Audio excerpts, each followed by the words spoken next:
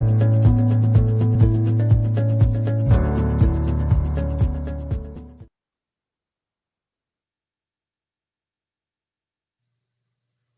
buenas tardes y buenas noches a todos y a todas en esta nueva entrega de la Cátedra Iberoamericana que está coordinada por la FUNGLODE, la fundación que preside el expresidente Leonel Fernández, quien es nuestro anfitrión en la tarde de hoy, y la Corporación Escenarios que yo presido. Hoy tenemos además la buena noticia de que están enlazadas las redes del Grupo Puebla, de CLAJUD, que es también una entidad relacionada con Puebla, y las redes parlamentarias de Puebla, de tal manera que tenemos una cobertura muy amplia, tan amplia como la importancia del mismo tema que queremos abordar en la tarde de hoy, que es el tema del multilateralismo y la reforma de Naciones Unidas.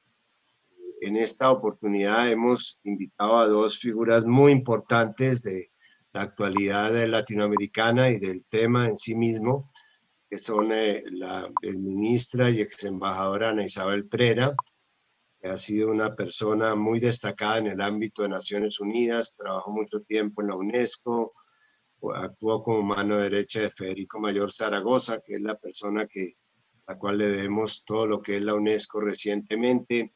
Ha sido embajadora de Guatemala, ha sido ministra, ha participado en la Corte Suprema de Justicia de su país, y otra figura que casi que no requiere presentación, que es el ex canciller de Brasil, Celso Amorim, que a él no le gusta que yo lo mencione, pero hay que mencionarlo.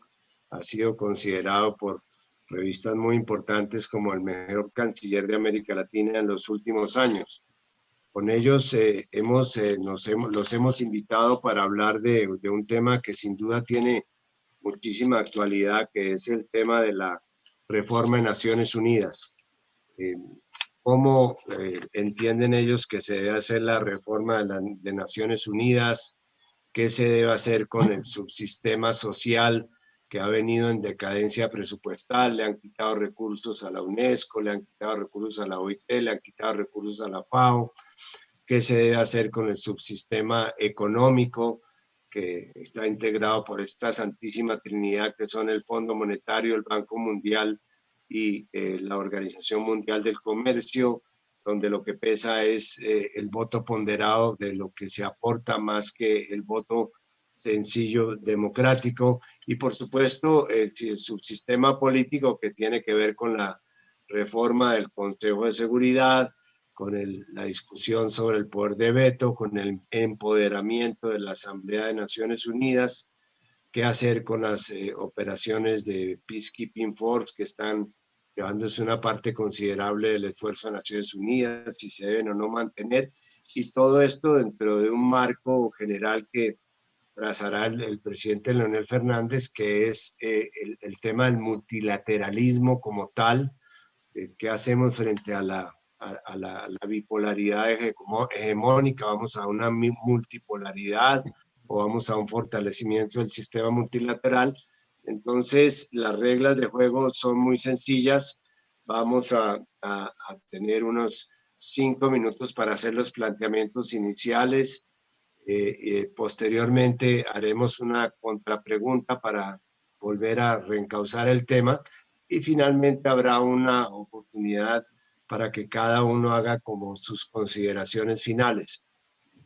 Como aquí el tiempo es oro, agradeciéndole al equipo de Funglode que nos ha hecho todas las coordinaciones logísticas y de la Fundación Escenarios, entonces quiero ofrecerle la palabra a nuestro anfitrión, el expresidente Leonel Fernández, para que haga sus consideraciones iniciales sobre el multilateralismo dentro del cual pretendemos inscribir esta reforma de Naciones Unidas. Sin querer ser odioso, cuando yo muevo un papelito así, es que estamos ya sobre el tiempo para que todos nos ayudemos a que todos podamos hablar.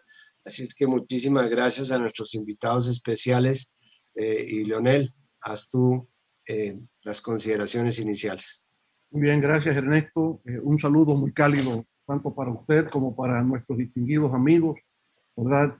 Celso Amorim, ex canciller de Brasil, y nuestra amiga también Ana Isabel. Como ha dicho, estuvo presente en la UNESCO y en otras instituciones de las Naciones Unidas.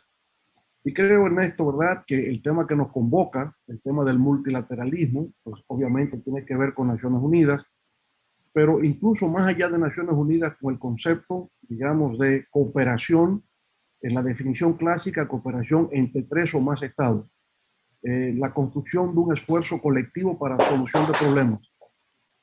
Y obviamente que esto tiene un antecedente que va mucho más allá de la creación de Naciones Unidas en el año 1945, en la post-Segunda Guerra Mundial.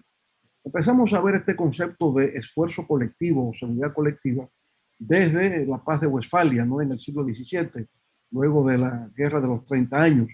Más adelante lo vemos en el Congreso de Viena, en la etapa post-napoleónica.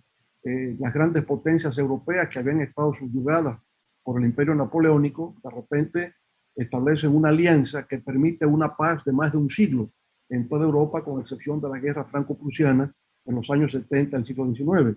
Lo vemos también en el ejemplo de la Liga de las Naciones, que surge después de la Primera Guerra Mundial, y entonces que tenemos, como teniendo todo eso como herencia, el sistema de Naciones Unidas en el año de 1945, en cuya Carta de San Francisco empezaba por establecer que ciertamente el objetivo era la búsqueda de la paz y la seguridad a nivel internacional, evitarle a las futuras generaciones el flagelo de otra guerra mundial. Y efectivamente Naciones Unidas, pues desde entonces ha actuado bajo el concepto de seguridad colectiva. Lo que afecta a un país afecta a los demás y todos luchan por la paz. Pero Naciones Unidas no solamente es un tema de mantenimiento de la paz o evitar la guerra, sino que tiene muchos órganos que se refieren a temas como temas de carácter económico y social, temas ambientales, lo que tiene que ver con la educación, la cultura, en fin, Naciones Unidas, ¿verdad?, abarca un conjunto de problemas que tiene que ver con los temas más acuciantes del desarrollo, del progreso, del bienestar de nuestros pueblos. Y ciertamente el concepto multilateral, ¿verdad?, que implica la cooperación conjunta de todos en la conquista de sus objetivos, también ha venido experimentando transformaciones, cambios. El cambio más importante se da al término de la Guerra Fría, cuando ya Naciones Unidas no es solamente una asociación de Estados miembros, sino que se abre también a organismos intergubernamentales, pero también a organizaciones no gubernamentales. Se abre a la sociedad civil, se abre al mundo empresarial, que son actores no estatales de derecho internacional. Entonces es una gran reforma que hace Naciones Unidas en la posguerra fría. Sin embargo, sabemos que Estados Unidos, que emerge triunfante luego de esa Guerra Fría, ha actuado en forma unilateral y crea pues la tensión entre cuál es el futuro de las relaciones internacionales.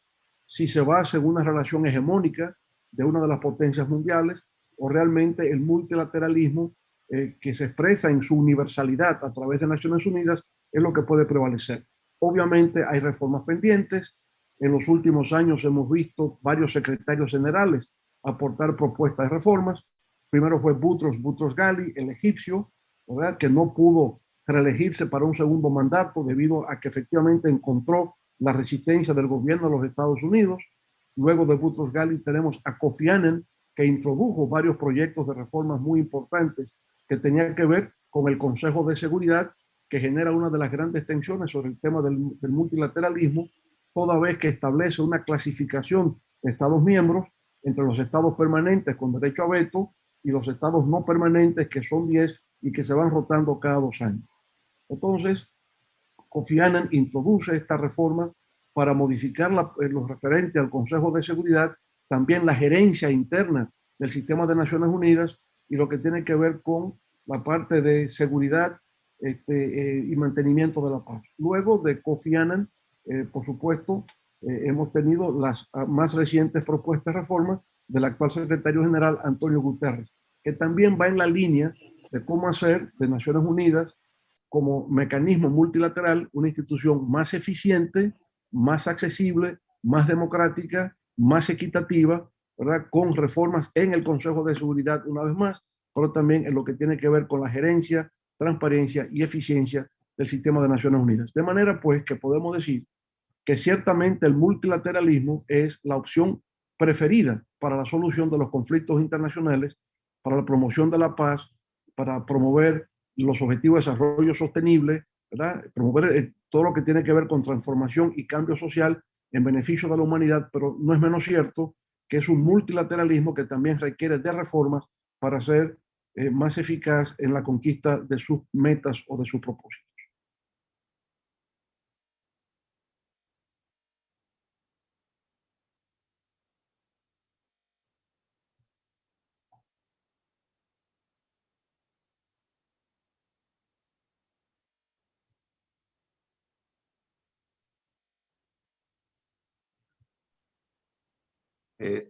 Repito, es muy importante esta perspectiva histórica que nos da el presidente Fernández en un análisis ya de contexto del papel de Naciones Unidas.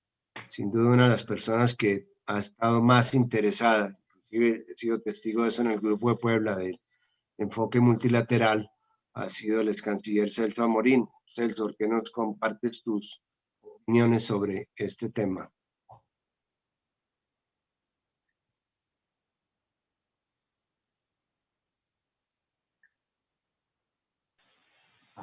Bueno, bueno, gracias, un gran honor participar de ese debate, de esa discusión con dos presidentes amigos, y también con Ana Prera, que también es una persona muy conocida, y para mí es un gran honor. Pero como el tiempo es corto, voy directamente al punto para hacer dos o tres comentarios. Yo creo que lo más necesario en este momento, estoy totalmente de acuerdo con lo que el presidente Fernández ha dicho sobre fuera del multilateralismo no hay vida, no hay solución. Hay solamente riesgo de guerra, hay el riesgo de invasiones, sanciones unilaterales, y todo eso es muy malo. Entonces, ya salgo de ese presupuesto. Pero tiene que ser un multilateralismo reformado, porque como ha sido también muy bien expuesto, hay un gran déficit, sobre todo un déficit democrático en la estructura de Naciones Unidas. Bueno, ¿cómo cambiar eso? Es una, al mismo tiempo que hay, como Samper, como Ernesto Samper señaló, un poco empoderamiento de los órganos que se ocupan de la parte económica y social. Por ejemplo, el Consejo Económico y Social debería, en principio, no digo decir por lo menos, no digo decir dar directivas al Fondo Monetario, al banco, pero por lo menos servir de inspiración, y es totalmente ignorado. ¿No? Yo fui embajador de Naciones Unidas, conseguir que un alto dirigente del Fondo Monetario esté presente en una reunión de COSOC ya es una gran dificultad. Bueno, pero no me alargar mucho. Pero lo más importante, creo, es haber una disposición de la reforma. Como el presidente Fernández señaló, grandes momentos, señaló los grandes momentos históricos de Westfalia, de Viena, etc. Solamente grandes acontecimientos provocan real esfuerzo de reforma, real esfuerzo de institucionalización. Bueno, y para quedarme en el periodo relativamente reciente, de los últimos 120 años, 110, 120 años, fue la Primera Guerra que generó la Sociedad de Naciones, la Liga de Naciones, y la Segunda Guerra que nos trae a San Francisco y a Carta da ONU. Yo creo que la pandemia, con todos los brutales problemas que crea, y sigue creando, seguramente un déficit de multilateralismo se expresa también por la falta de poder de la Organización Mundial de Salud, pero yo creo que la pandemia, con todos los problemas de salud, de vida, pero también de economía, sería quizá el momento para que haya una decisión de tener una conferencia como fue Versalles, como fue San Francisco, para una refundación del sistema multilateral. Cuando digo refundación, no quiero decir terminar con todo y hacer otra cosa, pero hacer una visión, porque no es posible más ni una pequeña reforma aquí, una reforma allí. Eso se pasó, se agotó ese proceso. Tiene que haber un pensamiento general, global, sobre toda la situación. No sé exactamente cómo hacer, pero es necesario un liderazgo. Woodrow Wilson fue el gran líder, los americanos nuevamente, con Roosevelt inicialmente, pero San Francisco ya estaba muerto, pero fueron juntamente, también tuvieron liderazgo. ¿Quién puede liderar ahora? Ya no puede ser un país solo. No sé, hay foros, el foro como el G20. El G20 está muy lejos de ser perfecto, países pequeños, medianos no están representados ahí. Pero no sé, algún grupo de países tenía que hacer un liderazgo para proponer, y esa es mi propuesta, muy sencilla, una gran conferencia de revisión de los órganos internacionales, de revisión, de refundación del multilateralismo, porque ahí entraría todo, el poder de los órganos económicos sociales, cómo pueden tener influencia real, la cuestión del Consejo de Seguridad, cómo democratizarlo sin perder la eficacia. Claro que eso es una cosa compleja, no es sencillo, pero es necesario discutir. No hace sentido, en un momento como ese, que tratamos de la pandemia, el Consejo de Seguridad ahora tuvo una otra reunión solamente para declaraciones, pero hace 6 meses tuvo una reunión, no podía decidir, porque China vetaba una parte o Estados Unidos vetaba en una otra dirección. Eso no tiene sentido. ¿Cómo puede el destino de la humanidad? Eso es una distorsión incluso del sentido del poder de veto inicialmente después de la Segunda Guerra, que era evitar una guerra mundial. Yo puedo comprender que, digamos, hay una cuestión que tiene que ver con Taiwán o que tiene que ver con qué sé yo, con Alaska o con Puerto Rico, pueda utilizarse el derecho de veto. Puedo comprender una situación de eso porque no utilizarlo y tener una decisión por mayoría podría llevar a una crisis mucho más grande. Entonces hay que ser realista. Pero en la pandemia, en cuestiones como clima, que cada vez más son discutidas en el Consejo de Seguridad, no hace ningún sentido. Pero entonces eso exige una refundación. Yo trabajé mucho en eso, pero yo trabajé con la óptica de los años 90. Yo creo que es necesaria una óptica nueva.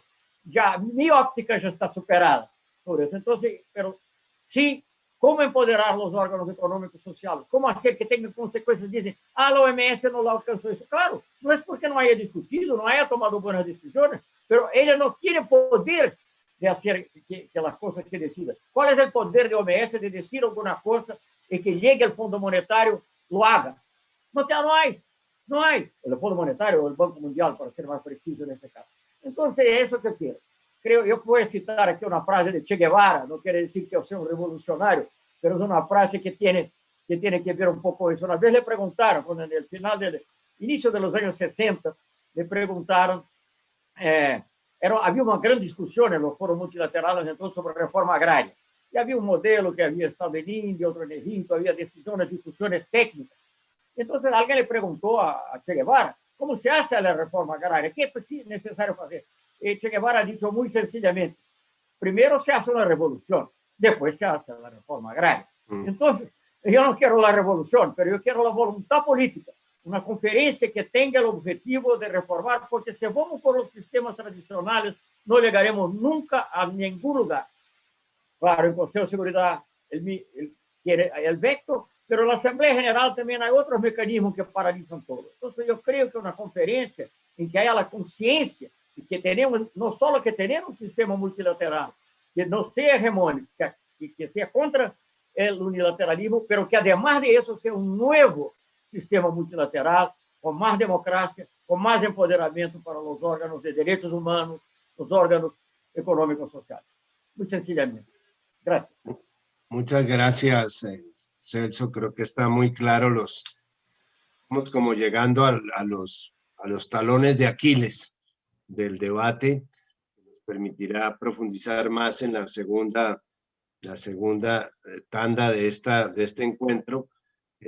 Ana Isabel, ya ha visto desde adentro el tema Naciones Unidas en un área tan importante como la UNESCO, que tiene que ver con educación, ese corazón de las Naciones Unidas. ¿Cómo ves tú este debate?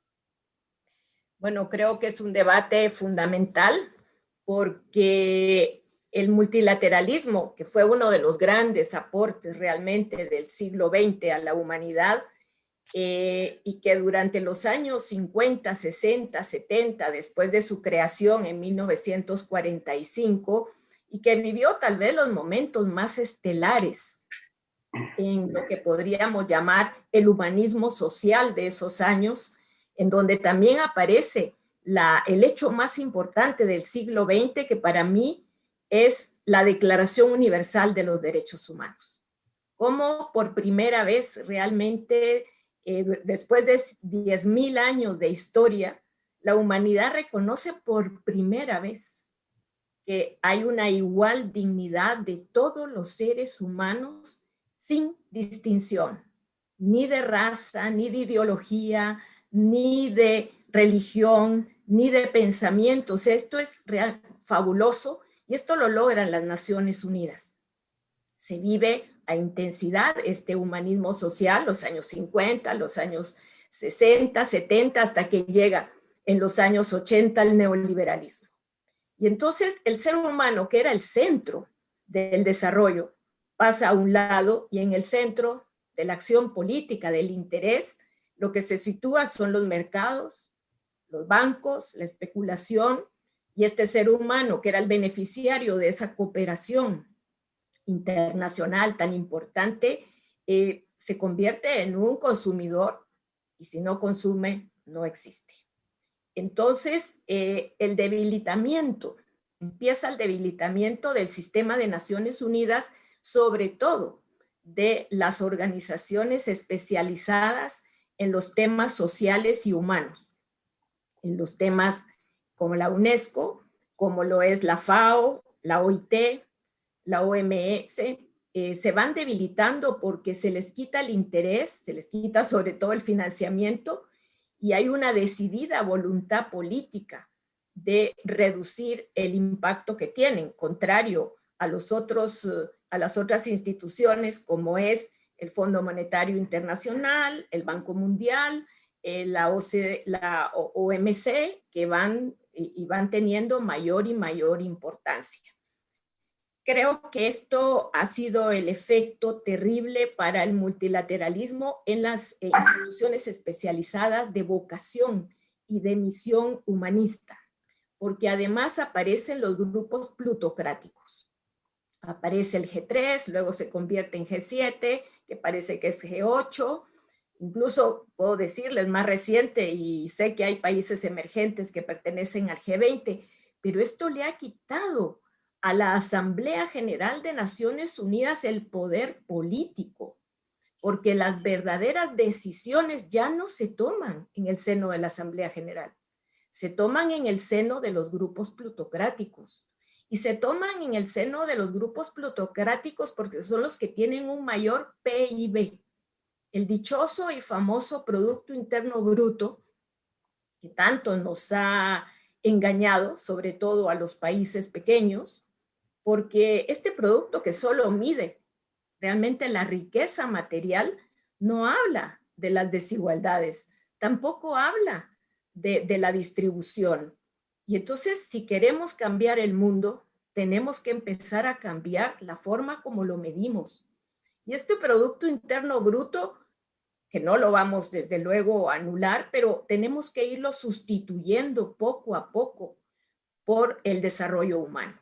Ahora, afortunadamente, tenemos los objetivos de desarrollo humano y así hay que medirlo. Lo que nos importa es la persona, el ser humano, esa igual dignidad reconocida en el año 48, que verdaderamente constituyó una evolución enorme en la civilización humana.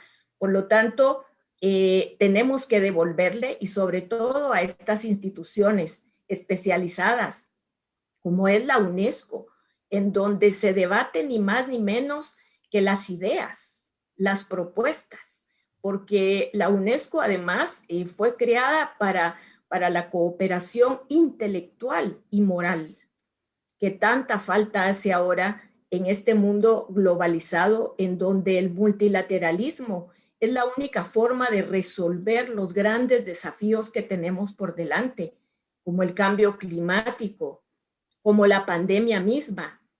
Porque en este momento, en 2020, después de que el neoliberalismo nos vendió todas estas ideas de la ley de la oferta y la demanda, no se podía alegar la infalibilidad de los mercados, más mercado, menos Estado. Cuando llegamos al 2020 nos damos cuenta de que no fueron los mercados los que salieron a ayudar a la población, sino fueron todos estos estados, muchos de ellos empobrecidos por las privatizaciones, reducido el Estado al mínimo, quienes tuvieron que salir a rescatar y ayudar a la población. Claro que lo han hecho, y ahí viene este juego que es un poco perverso, lo han hecho con los préstamos que les dan las mismas organizaciones del Fondo Monetario, el Banco Mundial, dando préstamos para que hagamos frente a esta situación.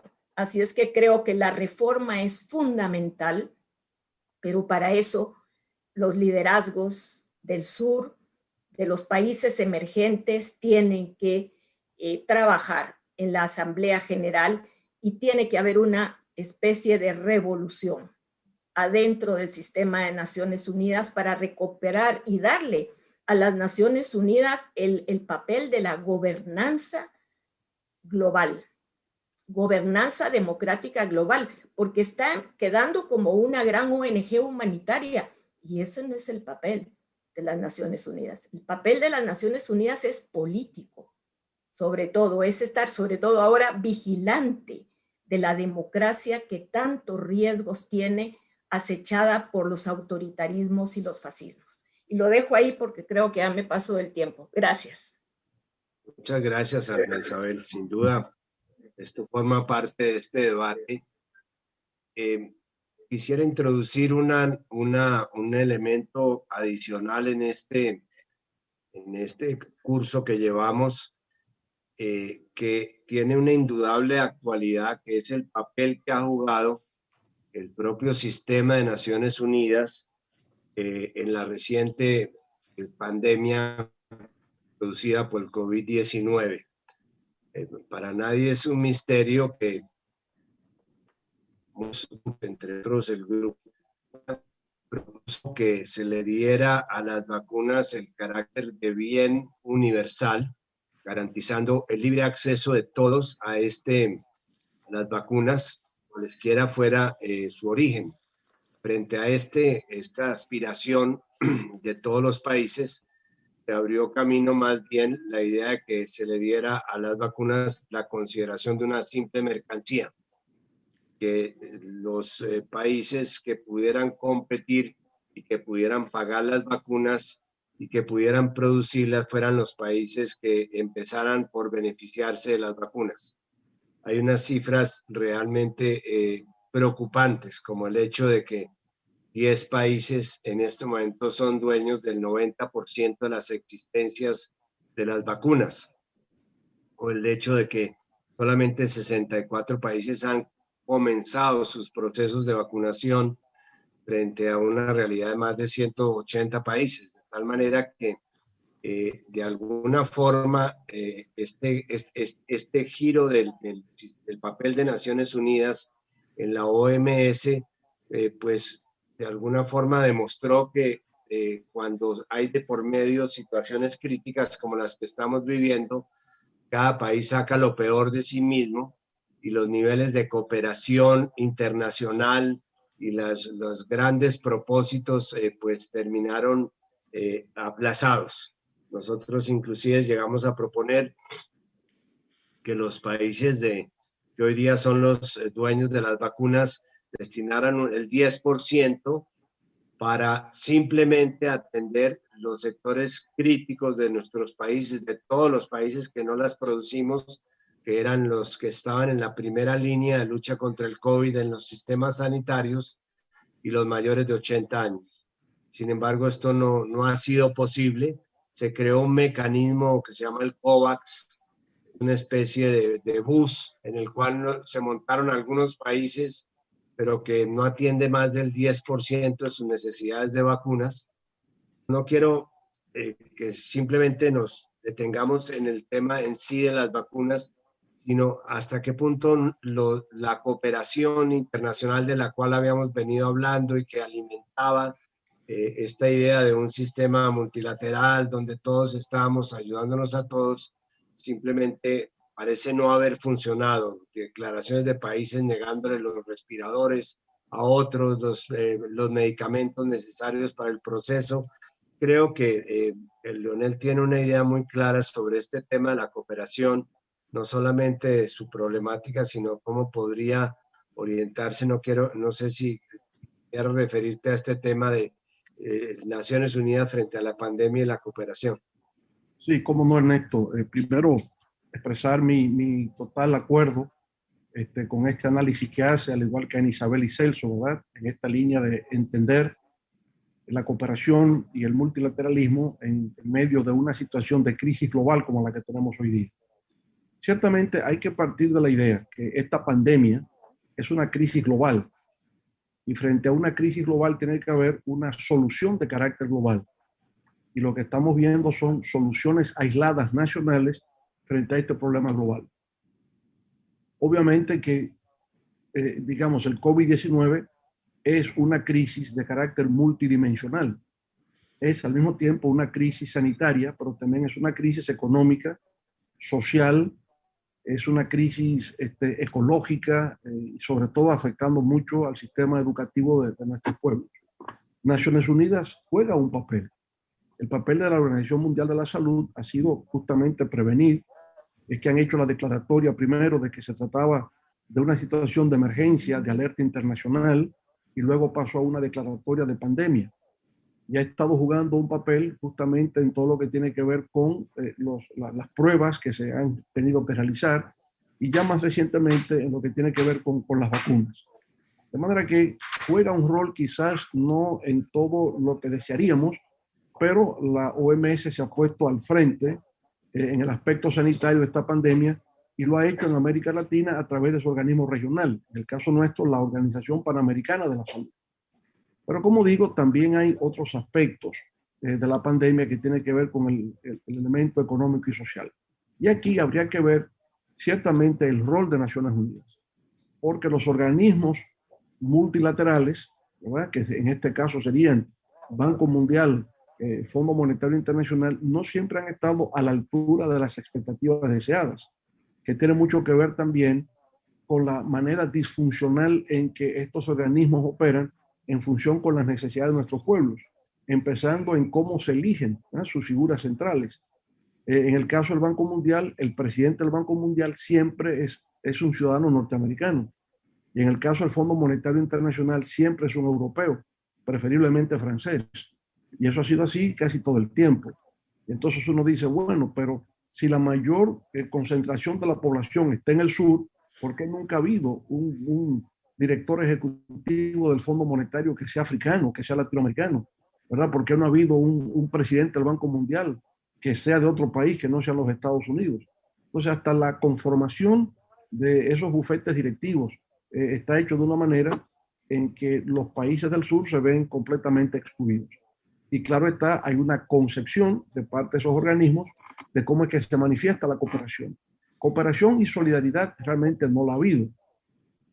Lo que ha habido es una respuesta limitada a la pandemia en lo que tiene que ver primero con la deuda de los países muy pobres, altamente endeudados, básicamente los africanos. Ha habido en algunos casos eliminación de la deuda, en otros casos se combina con una reprogramación, un congelamiento de los intereses y la concesión de nuevos préstamos.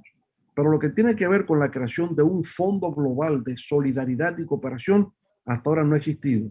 A pesar de que el G20, ¿verdad?, eso que Ana Isabel muy apropiadamente llama organismos plutocráticos, se reunió y estableció el criterio de cooperación y solidaridad como forma de enfrentar el impacto económico y social que la pandemia ha ido creando en todas partes. En la práctica esto no se ha producido.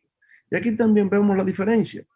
Está en el caso de la vacuna, como usted ha señalado, hay una concentración de las vacunas en las potencias, en los países desarrollados, y una situación todavía de incertidumbre con respecto a los países en vía de desarrollo. Pero esto que vemos con las vacunas también lo vemos en otros muchos aspectos, en el manejo de la actual pandemia. Lo vemos en el caso, por ejemplo, de que no tenemos recursos nacionales disponibles como lo tiene, por ejemplo, Estados Unidos. Estados Unidos responde a la crisis porque tiene capacidad económica para eso, aplicando políticas monetarias expansivas o, en el caso actual, obteniendo por la vía fiscal el respaldo del Congreso. Se discute en este momento ya en el gobierno de Biden 1.9 trillones de dólares para mitigar el efecto de la pandemia en los Estados Unidos. Pero es el caso de Europa, donde la Unión Europea crea un fondo especializado para los 27 países integrantes de la Unión, con la finalidad de que dispongan de recursos para poder enfrentarlo. Es cierto que aún ese mecanismo de integración regional ha fallado en lo que tiene que ver con la vacuna, ya por un aspecto puramente burocrático. Se concentró la compra de las vacunas en la Unión Europea y no ha habido una distribución eficaz a los países, estados miembros integrantes de la Unión Europea. Porque ya tiene mucho que ver con algo que a veces también afecta a Naciones Unidas, que es la alta burocratización e ineficacia en los mecanismos de toma de decisión y de ejecución de las medidas. Pero en general, lo que podemos decir, Ernesto, ¿verdad? Celso y Ana Isabel, es que se requiere, como bien se ha señalado, una especie de multilateralismo reformado.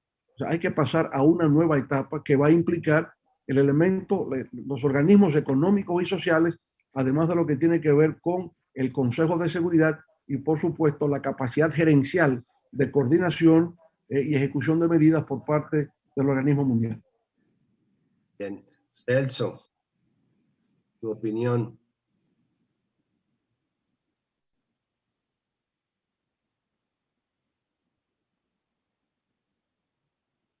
Ahora,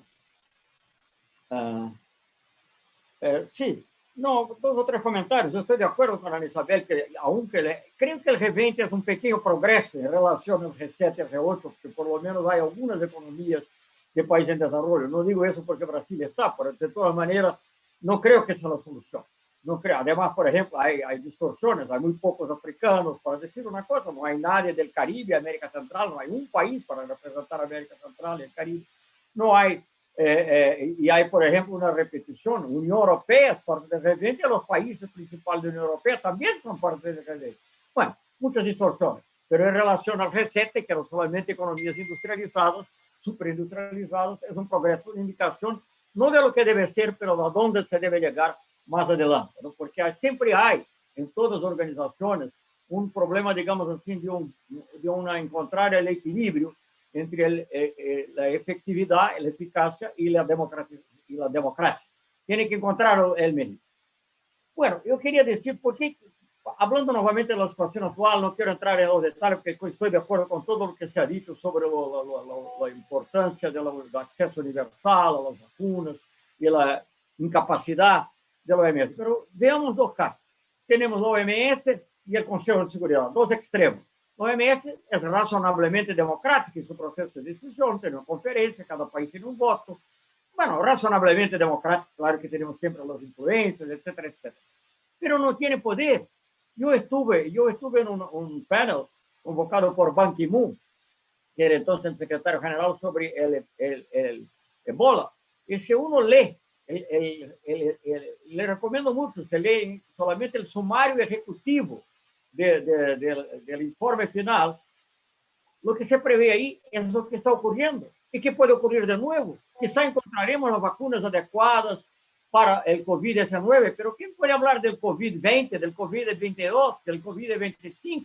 Entonces, el problema no es solamente tener las buenas ideas, las buenas decisiones, es tener el poder de llevarlas adelante. El Banco Mundial prefería hacer programas con la Fundación Gates, algunas cosas útiles, yo no voy a decir que no, pero no era de no seguir. Entonces, ¿cómo encontrar? Por otra parte, el Consejo de Seguridad es un órgano que cuando funciona sí tiene poder. Pero yo no quiero entregar la cuestión de vacuna al poder de veto, ni de Estados Unidos, ni de China, ni de Rusia, ni de Francia, ni de nadie. Entonces tenemos que revisar el poder de veto, como yo decía antes, de manera muy fundamental. Y todo eso requiere, yo hablé aquí de un liderazgo del G20, pero después que escuché a Ana Isabel, quizás no del G20, algunos de países en desarrollo, pero una exigencia de una conferencia global que tiene que ser ahora, como se hizo en la Primera Guerra Mundial, se pensó en Versalles, y sobre todo en la Segunda Guerra Mundial, que ya se trataba de las Naciones Unidas, del proceso que llevó a San Francisco antes del término de la guerra. Nosotros, por utilizar las palabras de Macron y de otros, no quiero militarizar nada, pero estamos en una especie de guerra, en una guerra en que todos debíamos estar juntos, porque el enemigo es común, diferente de las otras guerras del pasado. Entonces, debíamos ya pensar en el mundo post-pandemia, y quizá para evitar pandemias futuras, como las Naciones Unidas entró para evitar guerras futuras, tenemos que pensar en eso, pero tenemos que pensar ahora en una gran conferencia para discutir el orden mundial post-pandemia. Essa é a questão fundamental, porque os detalhes Ana Isabel, hay muchos que se podría mencionar de cómo debería funcionar el ECOSOC, cómo debería ser el Consejo de Derechos Humanos, cómo debería ser, pero eso tomaría toda una sesión. Lo más importante creo que es despertar la voluntad política de hacerlo, de hacer una gran conferencia para revisitar el multilateralismo como existe hoy, corregir las cosas más absurdas, con realismo. Yo soy realista, después sé que muchas cosas no puedo, el ideal tiene que, siempre, la utopía tiene que estar pensada, pero sabemos muy bien que nos interesan las utopías viables, las utopías que puedan ocurrir. Entonces, me gusta mucho, como sabe Isabel, el pensamiento que está más interesante de todos estos está en la Carta de la UNESCO, de la paz en la mente de los hombres, de las mujeres, naturalmente. Bueno, entonces eso, yo creo que es necesario, que es un principio inspirador, pero la paz, la salud y el desarrollo, ¿no? El progreso humano, los derechos humanos, en la mente. Para eso necesitamos una gran conferencia, una conferencia de refundación, quizá reforma, no sé qué palabra se quiere utilizar, pero de todas maneras algo que tome en cuenta que el multilateralismo que existe, claro, es mejor el multilateralismo. La OMC, por ejemplo, que ha sido mencionada, mejor con la OMC que sin la OMC. ¿No? Porque yo viví eso en varias situaciones, sanciones unilaterales de Estados Unidos, otras situaciones. La OMC es una protección, imperfecta, pero es una protección. Pero sí, estoy de acuerdo, es necesaria una refundación, una visión más amplia. ¿Cómo se pensó para la propia OMC, el origen, en el tiempo de Keynes? La propuesta, como saben todos muy bien, era la idea de una organización internacional de comercio e empleo, porque había la preocupación social de mantener. Entonces, bueno, habiendo dicho esas cosas, yo creo eso, con liderazgo aquí de dos presidentes, la presidenta de una fundación, yo hoy día no soy más que una persona que da opiniones, así, cuando la piden, ¿no? Entonces, pero ustedes tienen que ser liderazgo, el grupo del pueblo puede ayudar en eso, otro grupo puede ayudar en eso, de tener esa gran conferencia refundacional del multilateralismo. Muchas gracias. Tus comentarios, Ana Isabel. Sí, muchas gracias. Totalmente de acuerdo con el canciller Amorín de llevar a cabo esta reunión, esta gran reunión, convocar después de la pandemia, con los efectos y también con el impacto que ha causado humanamente a todos, y ver la necesidad y la urgencia de reforzar el multilateralismo a escala global, pero también a escalas regionales, ¿verdad? De acuerdo totalmente con lo que ha dicho el presidente Fernández, de que a problemas globales, soluciones globales. Y los grandes desafíos que tenemos por delante son globales casi todos. El cambio climático, la pandemia, los tráficos de armas, de drogas, de personas, de piezas arqueológicas, la migración, y qué decir de la gobernanza del Internet. En fin, tenemos tantos desafíos por delante que no los podemos resolver solo nosotros adentro de los países, ¿verdad? Por lo tanto, esto es fundamental, ya sea multilateralismo regional o multilateralismo global. Creo que la reforma planteada por el secretario general de estos 3 puntos que plantea de desarrollo, gestión, paz y seguridad va por muy buen camino. Afortunadamente tenemos un secretario general que es una persona con una gran visión política y social, y habría que apoyarlo. Pero además hay algunas propuestas que son muy importantes y creo que es bueno decírselas a ustedes, que hemos estado en algunos grupos estudiándolas, y es la reforma de la Asamblea General. La Carta de Naciones Unidas, el preámbulo de la Carta de Naciones Unidas del año 45, empieza con esa frase fantástica que dice: nosotros los pueblos hemos decidido evitar el horror de la guerra a las generaciones futuras. Habla de nosotros los pueblos, no dice nosotros los gobiernos, ni nosotros los estados, porque las Naciones Unidas somos todos los pueblos, unidos precisamente para garantizar la paz y la seguridad.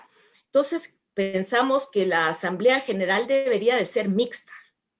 Y en esta gran conferencia que plantea el canciller Amorín, podría tratarse eso: 50% representación de los estados, 50% de la sociedad civil organizada, porque al menos habemos muchos que en nuestros países no nos representan y que no nos sentimos representados en las Naciones Unidas, que desconocemos totalmente qué se decide ahí, de qué firman, qué acuerdan.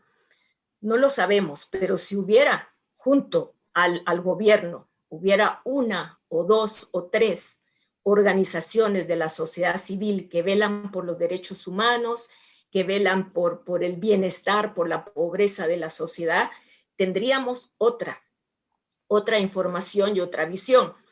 Yo me gusta decirlo, pues ya sé que es utópico, pero bueno, estamos en momentos de cambio y en los cambios es posible a veces hacerlo imposible, es hacerlo realidad.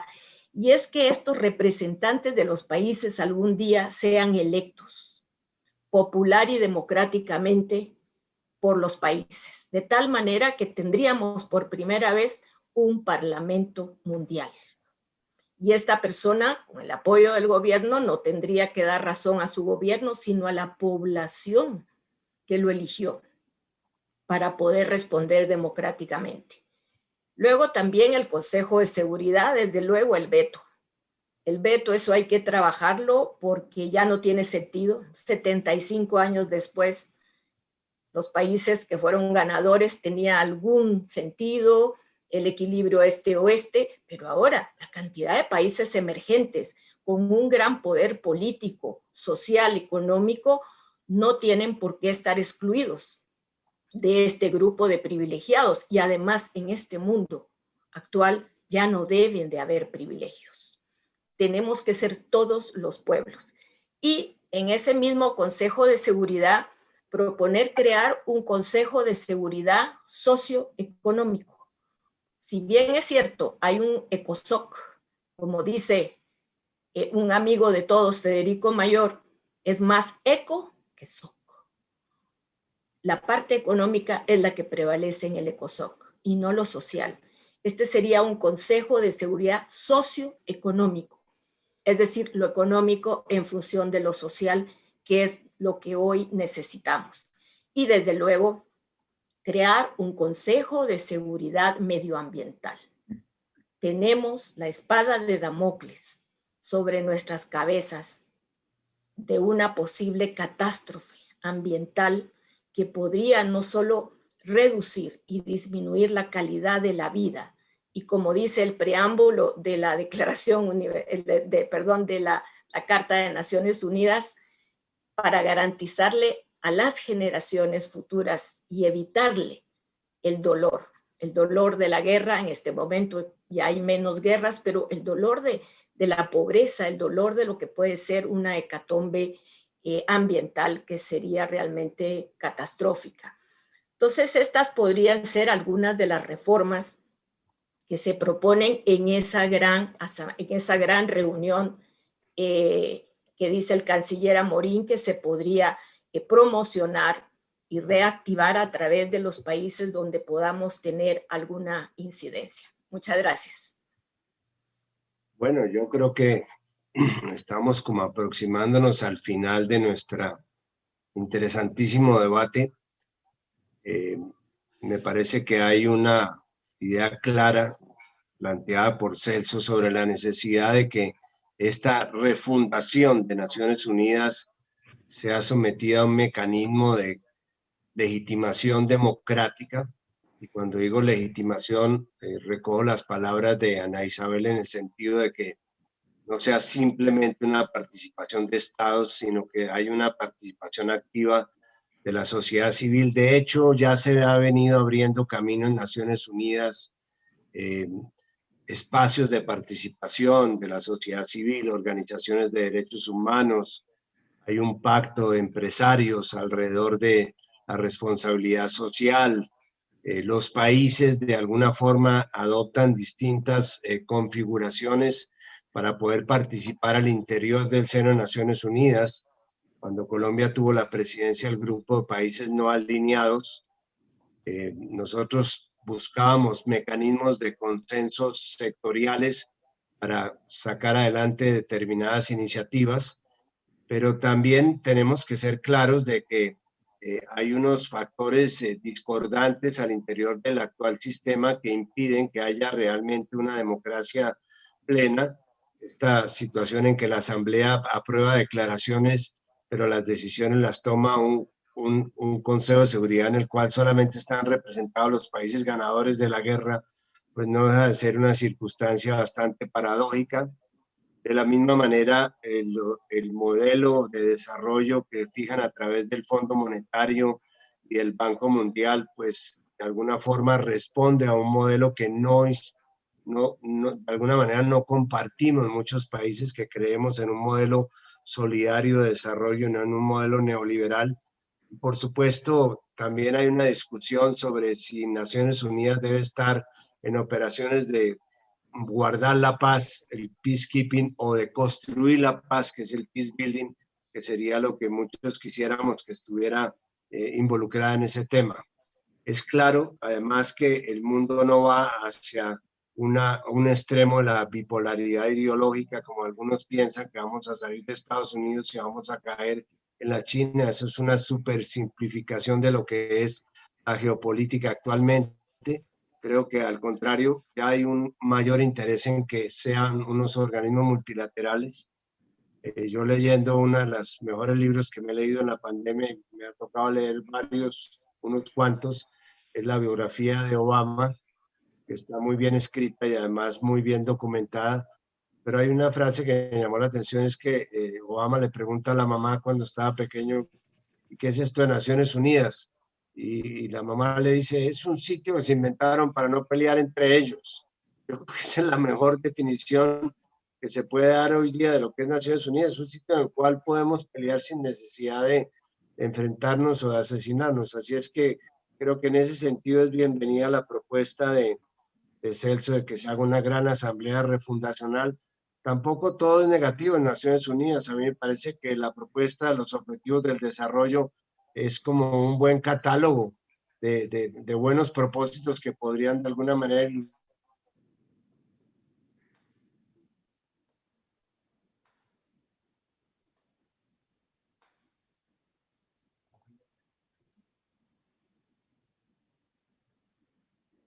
Muchas ideas que están siguiendo ahí, que tenemos que anotar.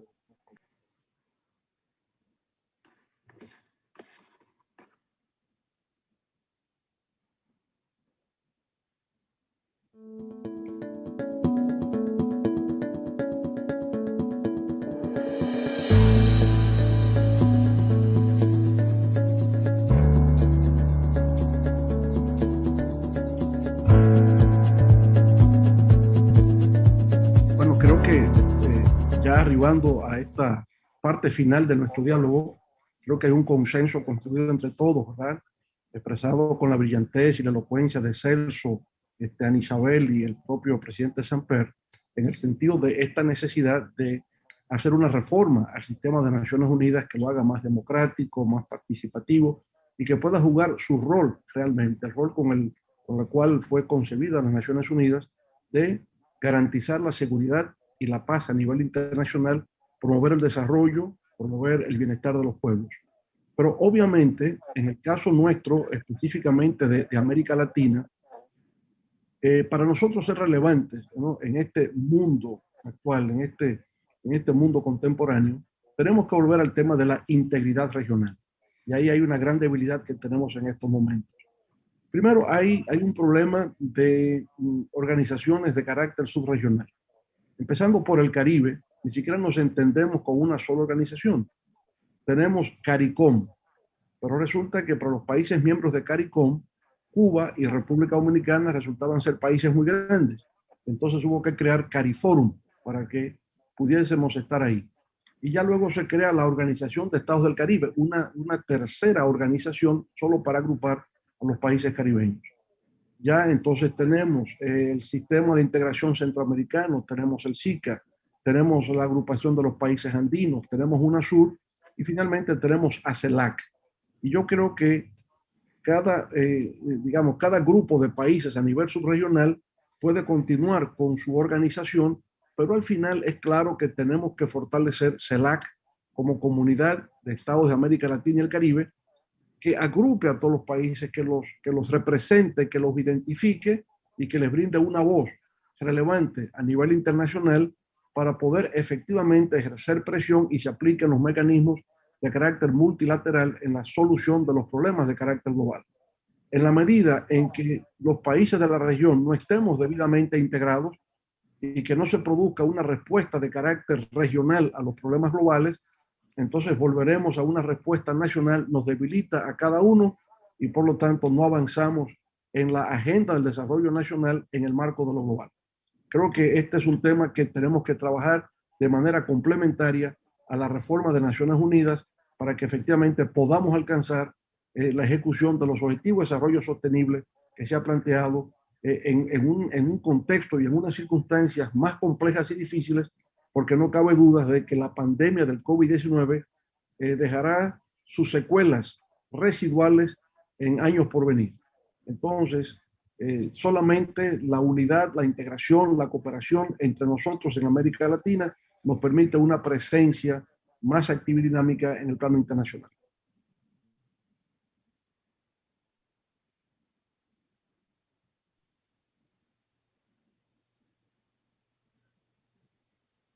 Bueno, a pesar de los problemas técnicos, todavía me están escuchando.